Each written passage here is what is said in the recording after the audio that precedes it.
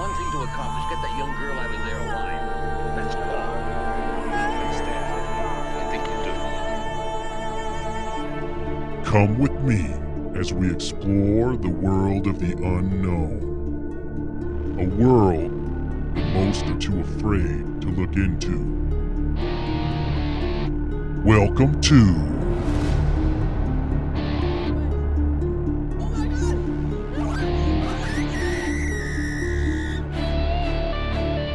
Taboo, Matthew.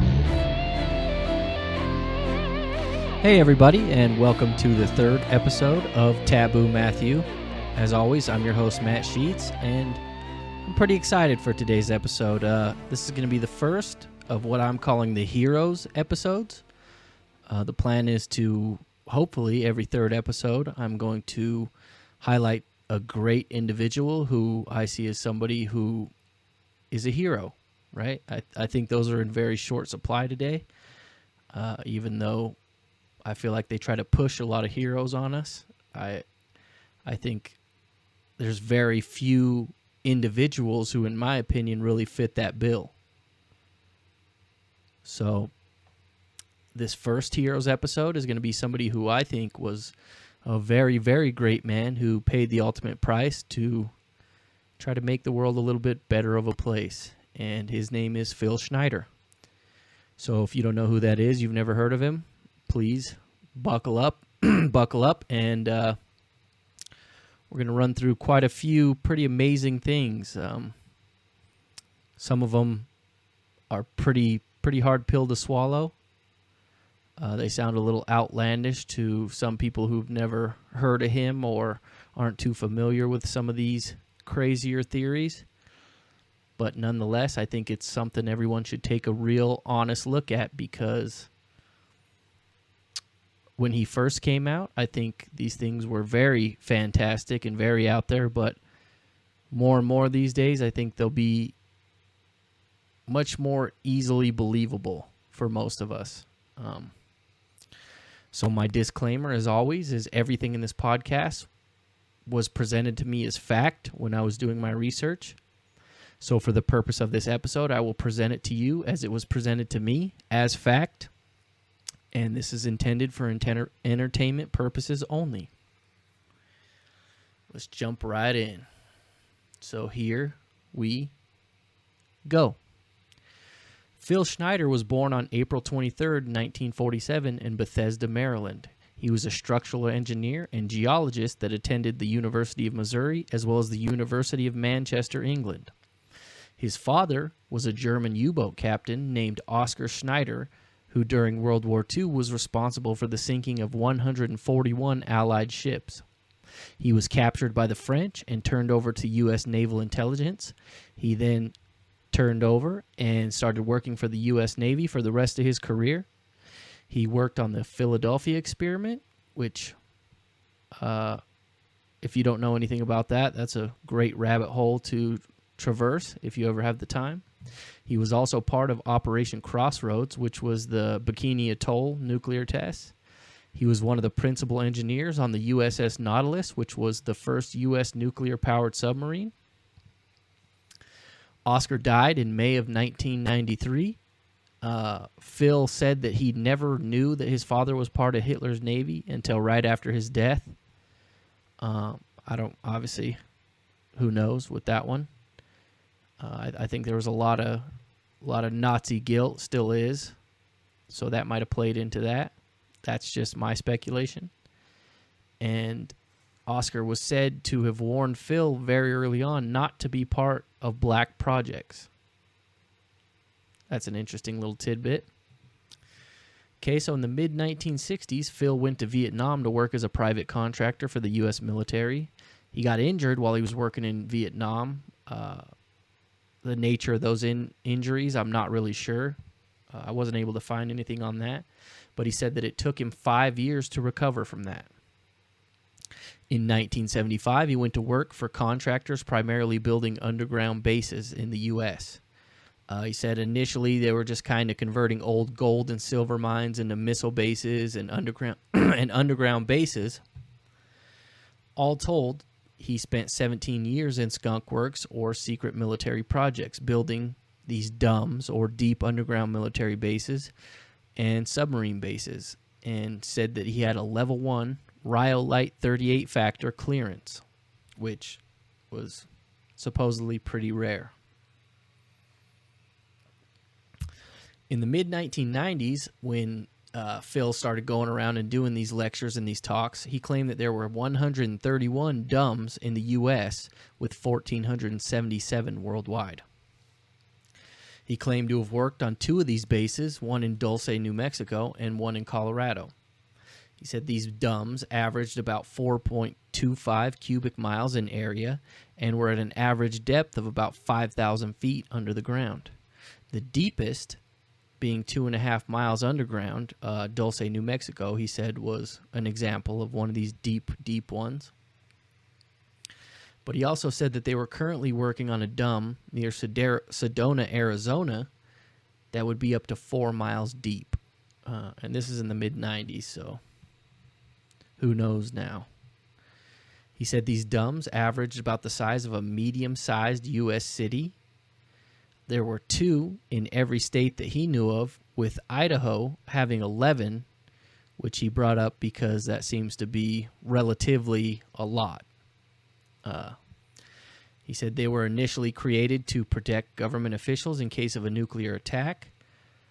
To build them, he talked about them using a boring machine that didn't really bore. It would actually vitrify and melt the rock and then place it around the outer layer of the tunnel to where it would harden, and it would kind of create its own little cavern and just stay nice and structurally sound like that.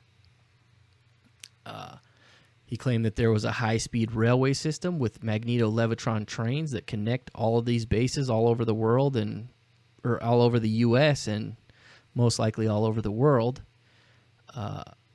Although he said they were originally created to house government officials, or at least that's what they told people, they actually were used to house alien beings and other things they didn't want other people to know about.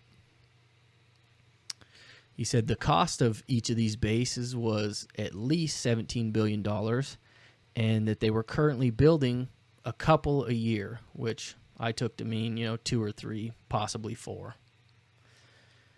He said at the time, in, I believe this was 1995, the black budget was $508 billion a year. And he said this budget was an independent taxing structure that is hidden from even Congress. He claimed much of it is financed by the CIAs and the DIAs and through drugs and covert operations, which nowadays I think many of us are much more familiar with. You have shows like Snowfall, and a lot of people have come out and talked about how they worked for government entities that just used deception to bring in money that they didn't want people to know about. Okay, I'm going to get into a little bit of the alien agenda that he talked about. He claimed that their aim was to disturb the natural progress of mankind. He said they planned to kill off 5/6 to 7/8 of the world population by 2029. There were 11 races that had been arriving since 1946 or earlier. He mentioned the Bikini Atoll, the place of the Operation Crossroads nuclear tests. He said that was a giant alien base. The locals had actually been complaining of US UFOs messing with their pigs and most likely abducting them as well. The Japanese were said to have been having problems with what they called flying balls of light before getting into the war with us, so probably around the time they were fighting China.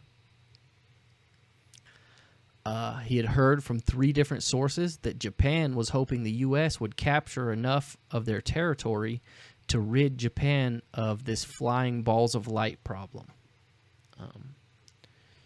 Their agenda, as far as he knew, was taking control of the planet. He said the government had been well aware of this fact, at least since 1933, And as evidence of that, he pointed out General Douglas MacArthur's quote that he said supposedly at a West Point graduation. And the quote is, "The nations of the world will have to unite, for the next war will be an interplanetary war. The nations of the earth must someday make a common front against attack by people from other planets." Now, this was published in the New York Times on October 8th, 1955. And for those of you that don't know, General Douglas MacArthur was, let's just say he was a man of the world. He'd been around World War II. I think he was even around in World War I. This guy was no spring chicken, right? He'd seen a lot of the world, so I would tend to think he knew some things that most of us probably never will. He went on to talk about a story of the U.S. cavalry in 1909. They had an encounter near Truth or Consequences, New Mexico, where they had been chasing some bandits, and they chased them up into a cave system and ended up killing them, I believe.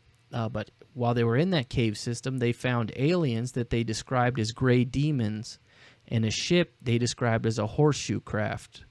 Apparently, around that time, people had seen a lot of these things, and they called them horseshoe craft because obviously they were shaped like a horseshoe.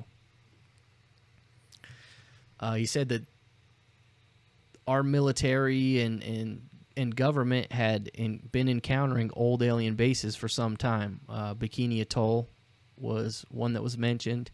He said near Dulce, New Mexico, they found a base that was so old, agate had actually formed over some of the ship and some of the parts of the base. That's how old it was.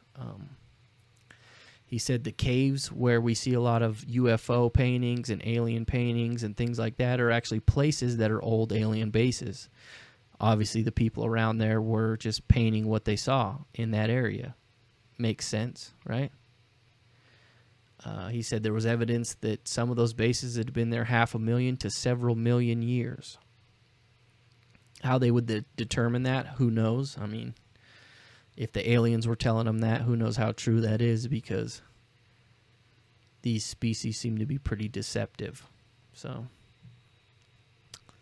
again, come to your own conclusions. And then he went on to say that the alien agenda is the same as the New World Order agenda, the destruction of human civilization as we know it. And they seem to be chugging right along with that, as far as I can tell. Now, of those 131 DUMBs, he said 62 were housing aliens as well as their craft. He didn't specify whether those were all alive or some were retrieved. But he did say that the U.S. military was actively trying to reverse engineer any piece of their technology they could get their hands on. Right. I think that almost goes without saying. The F-117A or Black Jet, the B-2 bomber, and the Aurora aircraft all have aspects that they took of some of this alien technology. He said the airframes on some of those are made of alien metals and composites that were made from elements beyond element 109. On top of these metal composites, they had skins composed of rubber and carbon fiber. These are radar-absorbing material that would actually drip off of the aircraft when it would heat up very hot from the friction of the flights. He talked about the faceting on the triangle craft, which I believe was the F-117A, and how it was made of a scalenohedral material, which doesn't occur on Earth. I believe he even implied that it couldn't even be created on Earth. It had to be created out in vacuum, which I would assume means it has to be where there's a certain level of vibration that is not possible to attain on Earth. He said the F-117A has a psychoenergetic range finding, which uses thought for targeting. He said that was actually taken from a Soviet technology, and it was specific to the pilot, which means only his thought would control the system. So if you went and jumped in his pilot seat and tried to use it, it would not respond at all. He talked about the Aurora aircraft, and he said the Aurora 2 prototypes can travel over 40,000 miles per hour. And that's faster than any of the hypersonic missiles that we have today that I know of anyway. And he claimed that you would need a force field around most craft to exceed Mach 3 or 4 for any extended amount of time without starting to burn up. So I think with that he was implying these Aurora and whatever other craft they had that was going that fast had to have some kind of force field. And then he shows pictures in a couple of his talks, I believe, of the Bikini Atoll nuclear test with a large alien, what he called mothership, escaping the blast 2 or 3 10,000ths of a second before the blast. And then there's also other dots that you can see in the picture fleeing at an excess of 30,000 miles an hour. He claimed many of the nuclear tests we saw, especially in the early years, were attacks on aliens, and they just blamed them on the Cold War and blamed them on tests and things like that. In one of his talks, he showed a picture of the Nagasaki A-bomb going off, and he points out a human-looking face in the bottom of the mushroom cloud. He says that's actually very typical of all atom bomb explosions near human-populated areas, which sounds pretty far out there to most, but if you truly believe that everything's connected and there's a lot more to life than just this, then that would kind of make sense. And then in those same pictures, he shows pictures of what he claims are UFOs. They're just little tiny dots you can kind of see. And they are fleeing that explosion at an excess of, again, 30,000 miles per hour. He said the Japanese were said to be infested with UFOs and these dots and things, and that their Navy had counted over 2 million of them sometime near the end of the war. He said that was just further proof that the aliens had been carrying out an attack on Earth since at least World War II, and that the abductions and implants and things of that nature that we hear about more and more are actually the covert part of this war, and that was based on what's called the Rober Report. He talked about the 3rd generation Rober Report and said that it was actually sent, I believe, in the 90s, maybe the late 80s, to all of the clinical psychologists in the U.S. John Mack, amongst at least 90 others, were documenting this abduction and the rape of countless women. I don't know if many of you have heard of John Mack, but if you haven't, you should go check him out, maybe read some of his books. He was actually using hypnotic regression to find out what some of these people who had these similar symptoms were experiencing. And he came out and started writing about it, and I believe he died pretty soon after that. I believe he died of cancer or something, but to me it's a little suspicious. Either way, he seemed a very brilliant man, and the things he had to say about what people were reporting while being hypnotized are pretty eye-opening, and they're scary for a lot of people. But if you think you can handle it, I would highly recommend looking into Mr. John Mack. He was a Harvard psychologist, so he was a man of renown. He wasn't just your average Joe. And then Phil also went on to claim that these aliens' natural biome is lethal to humans, and when we come into contact with them, we get infected by these bacteria or whatever, and it kills most people that come into unprotected contact with some of these beings, which, I would not doubt for 1 second.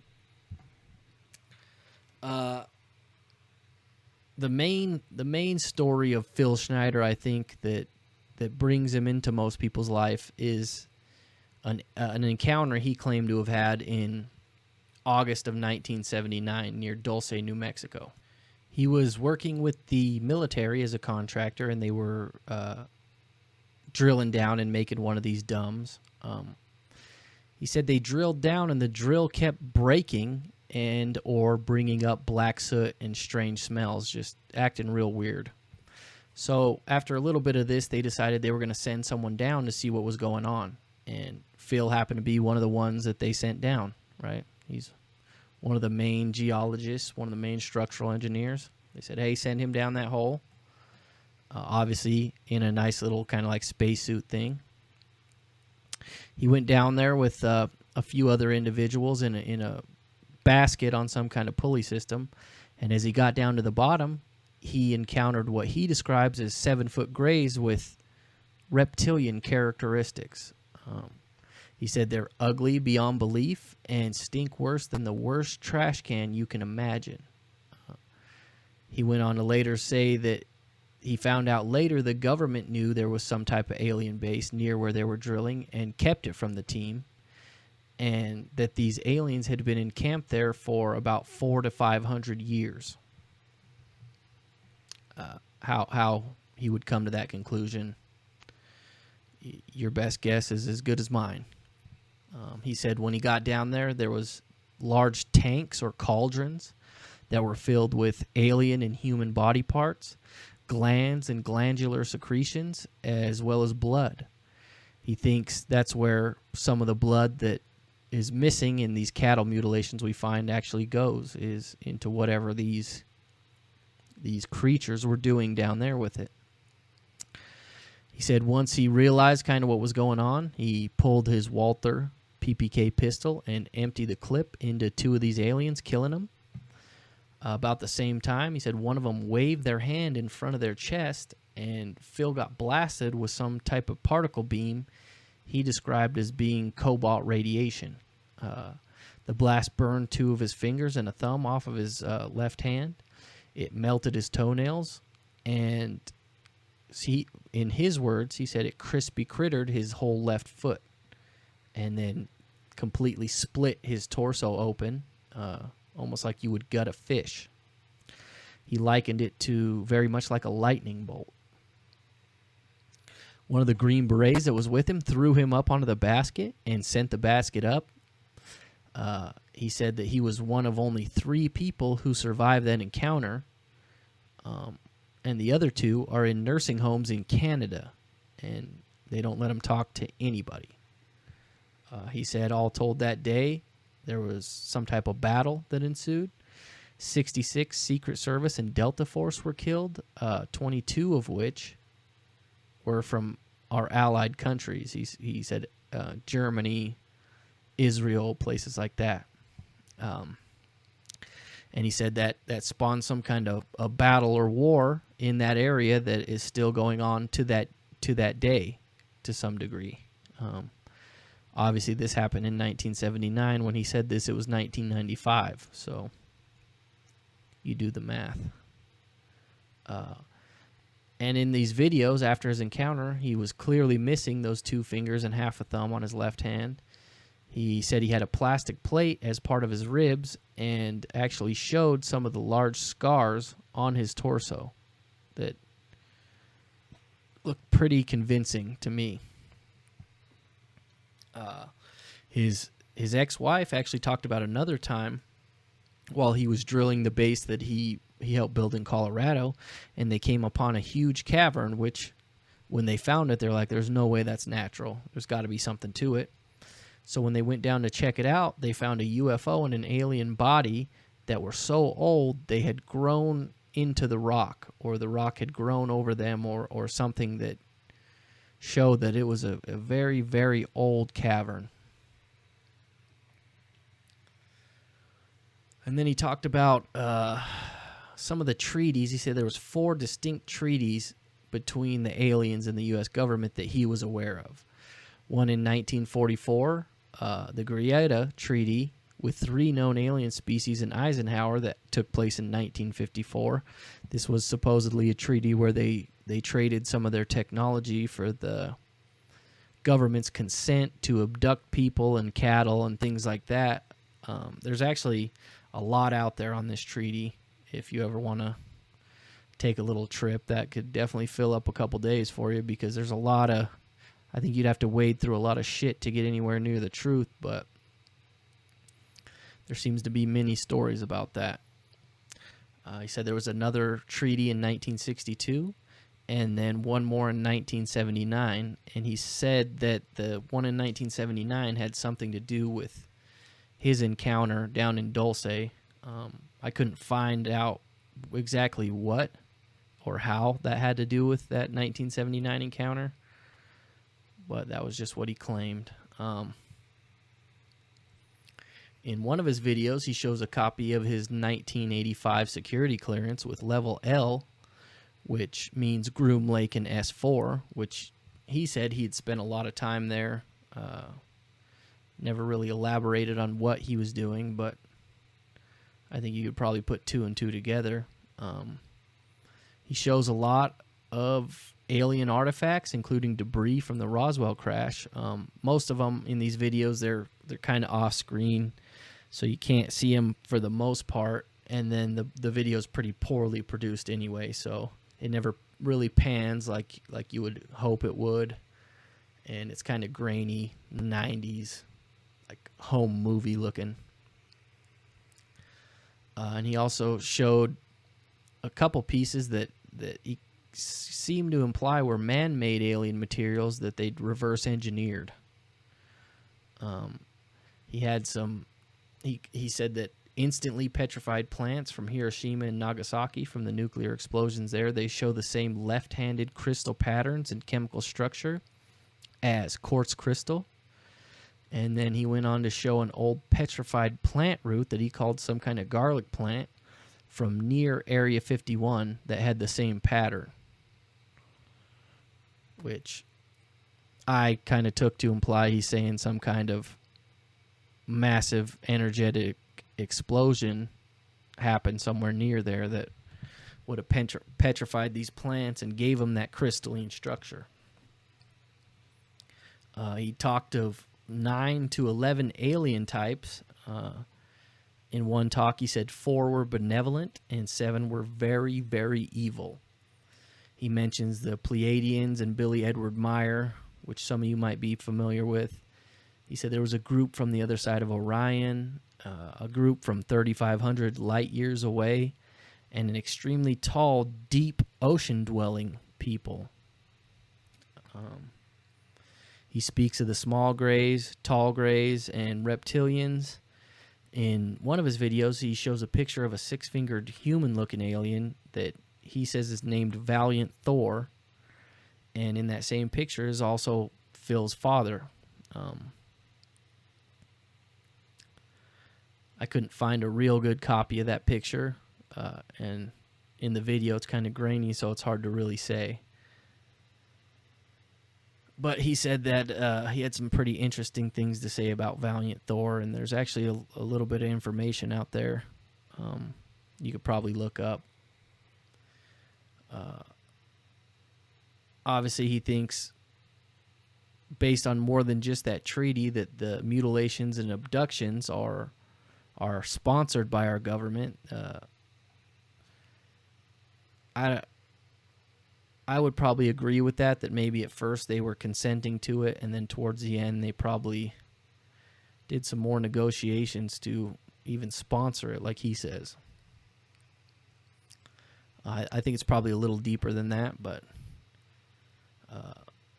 he said many of the cattle mutilations are the harvesting of glands and glandular secretions, because some of these species use adrenochrome from us and other glandular secretions as a drug, and they also drink our blood, use it as sustenance, which would lend a little bit of credence to some of the vampire stories we've all heard of from all over the world.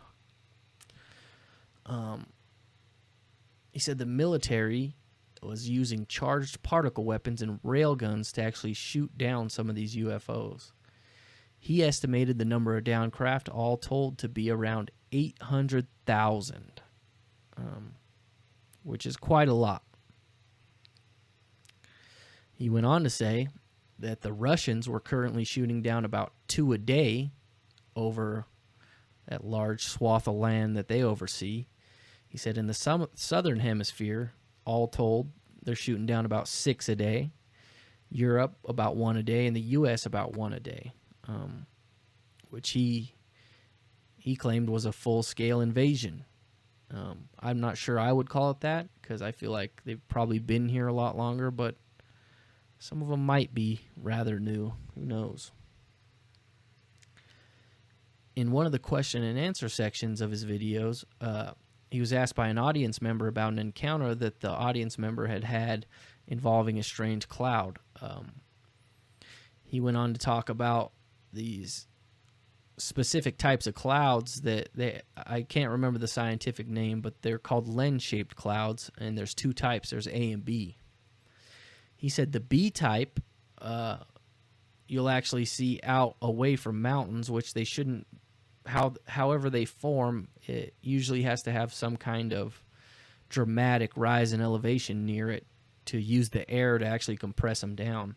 But he said these B types we'll see, out on the plains, out in the middle of nowhere near a mountain. And that's because in the middle of it, there's actually always some type of metallic disc. And if you photograph it, you can actually see the disc to some degree if you analyze it correctly. A lot of the people close to Phil said that he'd been wanting to come out and speak to the public about all this for some time before he actually started in 94, 95. What eventually pushed him over the edge was when he and a friend named Ron Rummel, who had started a newsletter called Alien Digest. So what happened is they'd started this Alien Digest, and it was getting quite popular. I believe it was somewhere up near Portland. And one day, Ron disappeared, and he was found in a park with a bullet wound to the head. Of course, they ruled it a suicide, and that kind of pushed him over the edge and was the last motivator he needed to realize he needed to tell his story before he didn't have an opportunity to do so. He felt an obligation to inform the public in case we had an all-out war with this scourge. He was a big part of the Patriot movement that was going on around that time. He said a lot about how our forefathers warned us of the type of tyrannical totalitarian government that we currently have, which, as most of us know, is much worse now. On a weird side note, he started talking about how the UN is training Russian and other troops in Montana, North Dakota, and other northern rural areas such as in Washington. He talked about how we were housing Russian nerve gases because they are superior to our own. And some of the nerve gases they have are actually superior because they were created by glandular secretions that were discovered in some of these downed alien craft. I don't know if he meant from the aliens themselves or secretions that they had from other species. But that was quite an interesting thing to say. Even though he said that there were some benevolent aliens in his talks, his ex-wife said he was very adamant that even the better alien races were manipulating humans for their own ends. Go figure. One of his talks, he was talking, and he claimed that there had been 9 attempts on his life by various government entities since the 1st of January of just that year. Others said that it was closer to a dozen attempts on his life in the year leading up to his death. That was 1995. In January of 1996, Phil was found dead in his home in Woodburn, Oregon. His ex-wife was called by the police on January 17th and told Phil had died of a stroke a week earlier. The police called her back the next day and said the funeral director had actually found catheter tubing double wrapped around his throat and tied in a knot. His death notice appeared in the Oregonian on January 19th, 1996. The detective in charge of the scene did not call a coroner and instead released the body directly to the mortician. Naturally, it was ruled a suicide, of course. Of course, he double wrapped the catheter around his neck and killed himself. Why wouldn't he? And there are multiple reports that I could find that there was strong evidence that Phil was brutally tortured before he died. So, quite an end to that man's life. Leading up to his death, he had told his ex that he was part of an experimental treatment through a university for his multiple sclerosis. Supposedly, he was getting a shot every week for that. After that, his ex went to the university and tried to get any records of Phil being part of this experiment, and was told that Phil wasn't part of any experiment there. Also around that time, there was a tall blonde nurse who had been seen coming and going from Phil's apartment, and some people speculate that that was the woman that was giving him whatever this shot was. And obviously, it's just a little suspicious that he dies around this same time. A seemingly horrible death.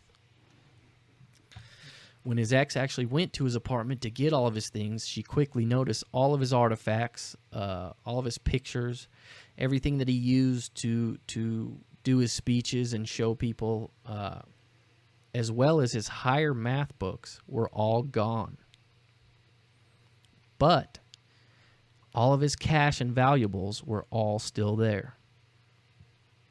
Which she said when she told the police, like, hey, a lot of his stuff's missing, you know, they quickly countered with, well, I mean, we found cash, we found, you know, jewelry, we found all these valuable things. If somebody had broke in for a robbery, they would have taken that, which sounds about par for the course for most police. They can't, as with anybody, they can't see things from any higher than their own level of comprehension. That's basically all the facts from everything I could find on Mr. Schneider. So, as always, we'll go to my opinion on all this shit. So, I'll never forget the first time I came across one of Phil's videos. This was back in the wild YouTube days. It was probably 05, 06. I was a young buck, 15, 16 years old, and this is a time when you could get all sorts of crazy videos on YouTube. I mean, they had stuff you would never believe, stuff you couldn't even put on Rumble nowadays. YouTube was young and fresh, and it wasn't censored at all, aside from, I think, porn and a couple other things. Really, it's what I see as YouTube's golden age. It was an old grainy video, one you can still find today on Rumble. And I just remember seeing this white-haired dude, and the title was just Man Who Killed Alien Gray. My first thought upon seeing that was just how stupid. This is the stupidest shit I've ever fucking heard, right? I just dismissed it offhand, just from a cursory glance.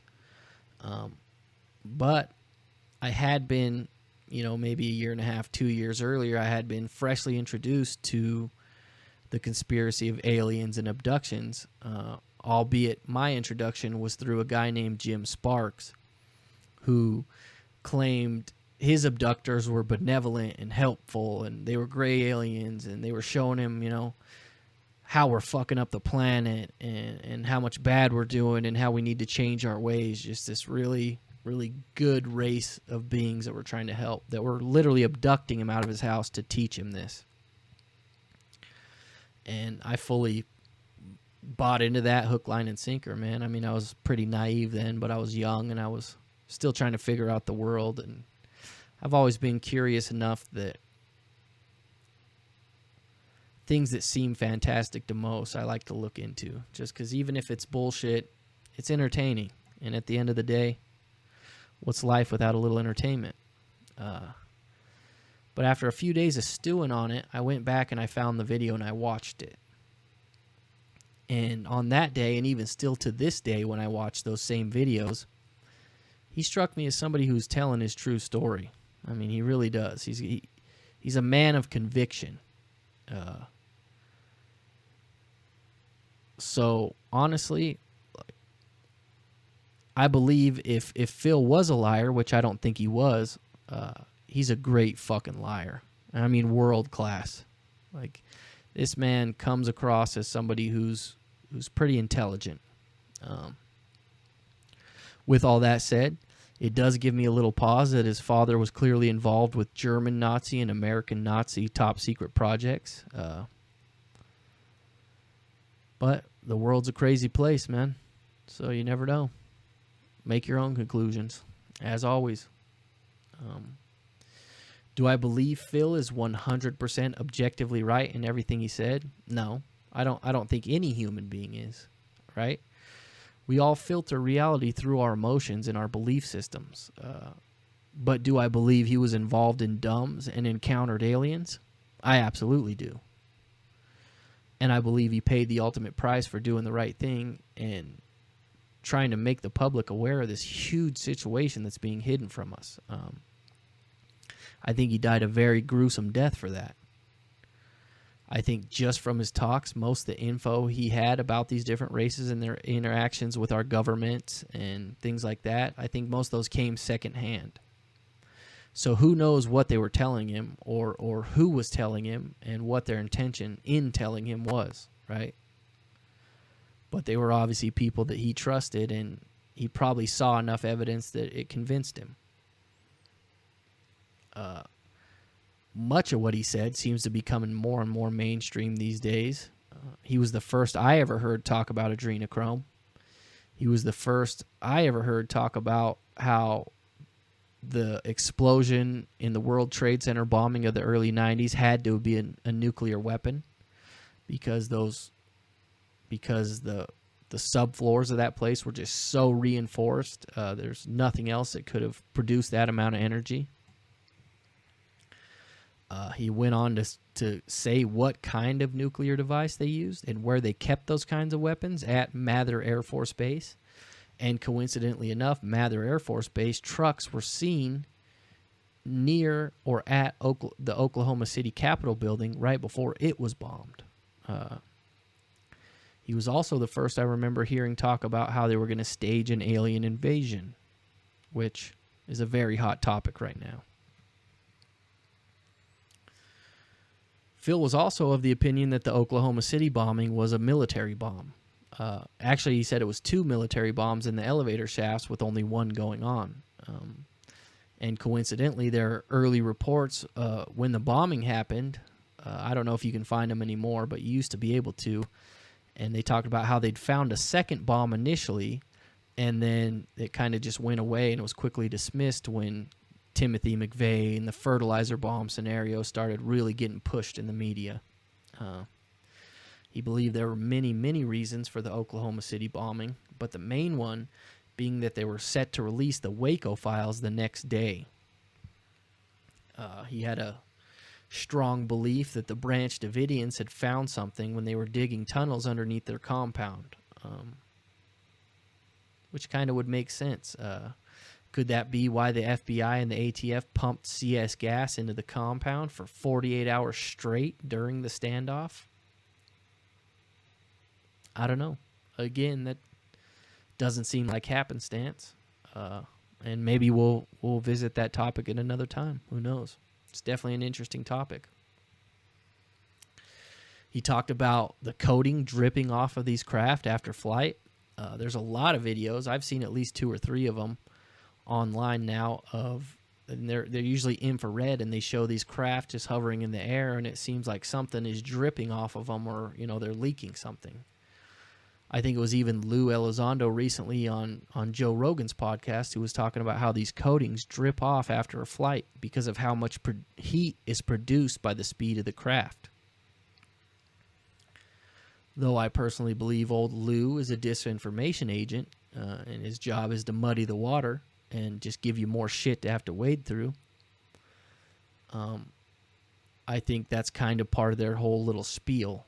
The best disinformation agents is they throw little nuggets of truth in, so our intuition will grab onto that, and it seems more honest, seems more real.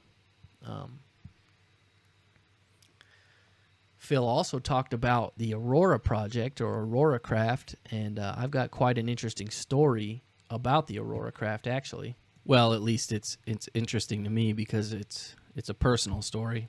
When I was young, probably right before I had ever heard of Phil Schneider, about that time, my mid-teens, we were, me, my mom, and my stepdad and siblings, we were moving out of a house, and we had my stepfather's brother-in-law come help us.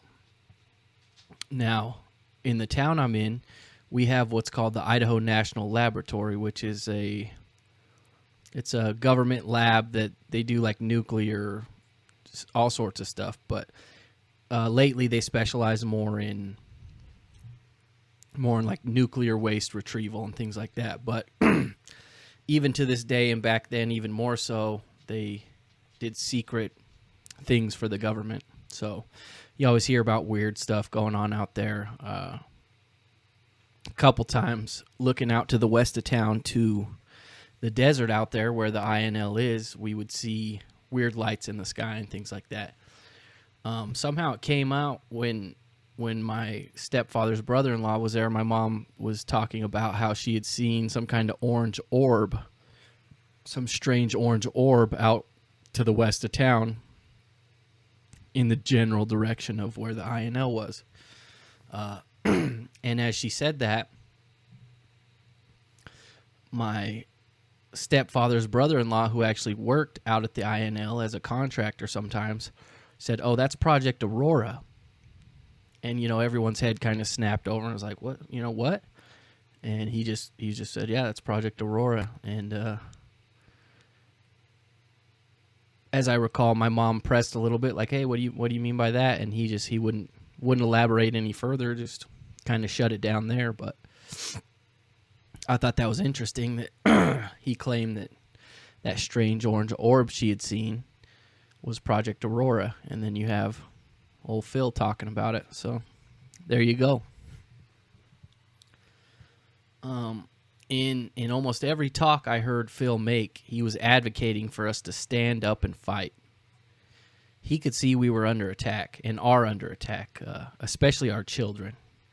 And I think that is becoming even more and more apparent today as we see hundreds of thousands or even millions of children and people in general that just seem to disappear without a trace.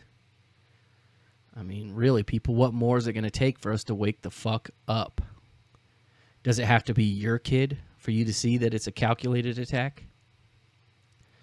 In one of the situations Phil talked about, he said DIA agents tried to kidnap his young daughter. These things aren't human, or whatever's directing them aren't human, right? Even if they have the same physiology as you and me, that's not human. I read a few comments doing all this research on like Reddit and those type of websites, and they were talking about how Phil's roommate came out after he was dead and said Phil was a schizophrenic who cut off his own fingers. I've never seen anything that corroborates that. And just the fact that you have people smearing him like that, mixed with his suspicious death, just makes me believe it's even more real. And the scars on the torso that he shows in one of his lectures, they don't look just like the run-of-the-mill, maybe surgery or accident. They look very horrific. I think that man had been through some very horrific things even before his death. And in my mind, there's no doubt of that. Personally, I don't see how anyone that really takes an objective look at the world would think that it's run by humans. Every policy that's carried out by the major governments, it's anti-human. And they don't even hide it now. It's right out in the open. This transhumanist agenda, this transsexual agenda, all these, I think it's sick, in my opinion, because they're trying to separate us from our nature and separate us from what we are. And it kind of makes me think maybe we did lose some war and are being run by this parasitic alien species or these different alien species.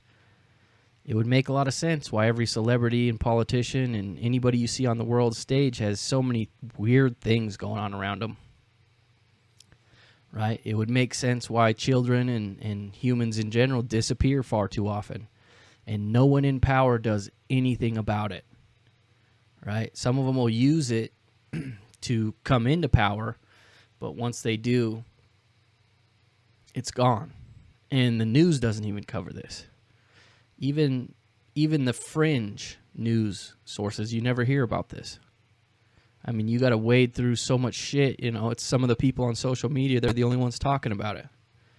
But if you look at the statistics, it's very real. Very real. They Live, the movie They Live, that was, Roddy Piper, the star of it, said at the time, he said it was a documentary. And as I get older, I'm starting to see more and more that it's a lot more real than even I ever thought it was. And I've always thought there was some truth to it. And really, does anyone truly believe that he killed himself, that Phil killed himself by double wrapping catheter tubing around his neck and then knotting it? If you believe that, I mean, honestly, I'd like to know how you achieve that level of ignorance, because it must be blissfully amazing. I used to pay a lot of money for drugs to try to get on that level of just completely being unaware. So please, teach me your ways. Phil's ex-wife, she actually did a couple talks that you can find. Mostly interviews on radio shows, but she did a lot of work trying to solve his murder. And if anyone, in my opinion, if anyone knew Phil the person, it would have been her. And if he was a crazy schizophrenic, do you think she would be so gung-ho about trying to find a killer on a case that had been ruled suicide? If she knew he was mentally unstable, she would have probably just left it at that. Like, oh, okay, he committed suicide. That checks out. But she didn't. And that makes me think even more that Phil was legitimately a hero and a man of the people. So, that's my little spiel. Phil Schneider is a hero of mine, and I will do my best to make sure that his memory lives on. As always, I'm going to end this with a quote for you guys, one that's near and dear to my heart, and it's about heroes, right? Because I think it just is it aptly applies to Mr. Phil Schneider. This is a quote by James A. Garfield. A noble life crowned with heroic death rises above and outlives the pride and pomp and glory of the mightiest empire of the earth. Very fitting. I think we all owe Phil a debt of gratitude that we'll never really be able to repay. So I'm going to do my part to keep his memory alive. I'm going to tell anybody who will hear about Phil. I hope this podcast gets around and it introduces some of you to one of my heroes, because Phil truly lived and died without hope, without witness, without reward. Love, peace, and chicken grease, my people. Until next time.